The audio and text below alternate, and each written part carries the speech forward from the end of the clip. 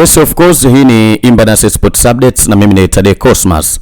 Bwana, afisa habari na msemaji wa klabu ya Simba Ahmed Ally ameweza kutoa tamko kwa mashabiki wa Simba Sports Club kuhusiana na sakata la Selemani Mwalimu Gomez kutua ndani ya Young Africans. Sasa kupitia katika ukurasa wake wa Instagram, Ahmed Ally anasema hivi: wengi tumeingia kwenye taharuki baada ya kuona aliyekuwa mshambuliaji wetu kutambulishwa klabu nyingine.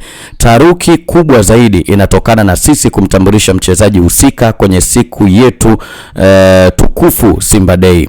Kwanza ni wape pole wana Simba kwa taharuki hii. Sipo hapa kujieleza nini kimetokea. Kitu muhimu zaidi kwa sasa, tuwekeze nguvu kwenye mchezo wetu wa kesho wa ngao ya jamii. Hatuna tunachokihitaji zaidi ya ushindi. Kwa misimu miwili tumeikosa ngao ya jamii. Huu ndio wakati sahihi wa kuchukua taji hili insha Allah. Akili yetu, fikra zetu, mawazo yetu na nguvu zetu tuzielekeze Amani Stadium. Safari hii tunatakiwa kufungua msimu kwa ubingwa wa ngao ya jamii.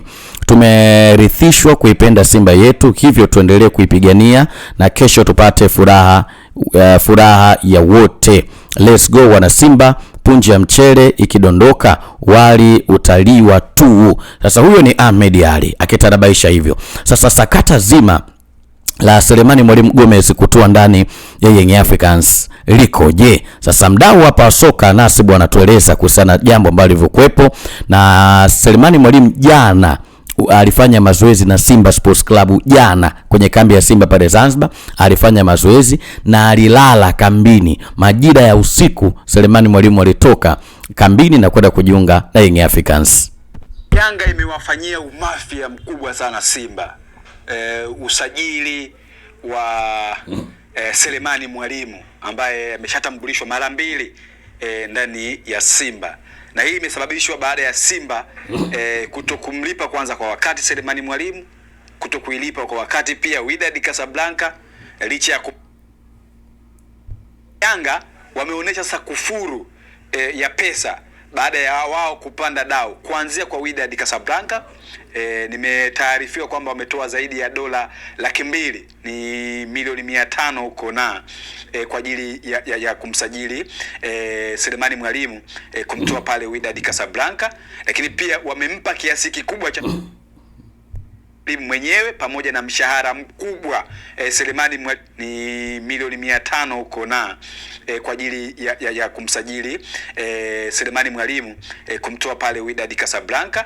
Lakini pia wamempa kiasi kikubwa cha fedha Selemani Mwalimu mwenyewe pamoja na mshahara mkubwa Selemani Mwalimu mwenyewe, tofauti na ule ambao Simba walikuwa wamepanga kumpa. Kwa hiyo ni kufuru imefanyika na umafia umefanyika. Sasa umafia zaidi unakuja pale ambapo mchezaji Selemani Mwalimu jana jioni alifanya mazoezi na klabu ya Simba Sports Club pale visiwani Zanzibar chini ya mwalimu Steven Becker pamoja na wasaidizi wake.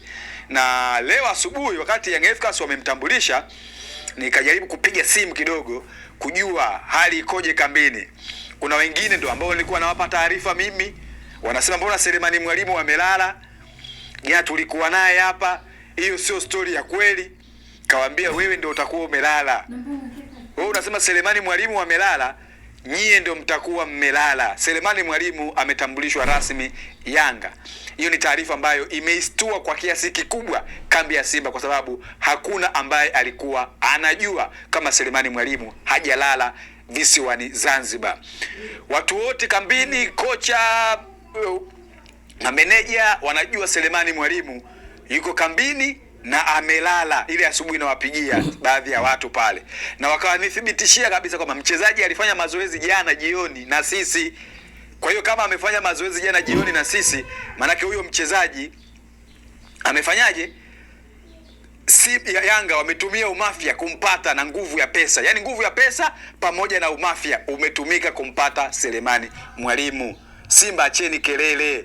Pesa haipo benki, pesa iko mfuko wa shati kwa Yanga. Yanga Afrika wamethibitisha hilo kwamba wana uwezo huo wa kufanya maamuzi ya haraka na kumchukua yoyote wanayemhitaji kwa haraka.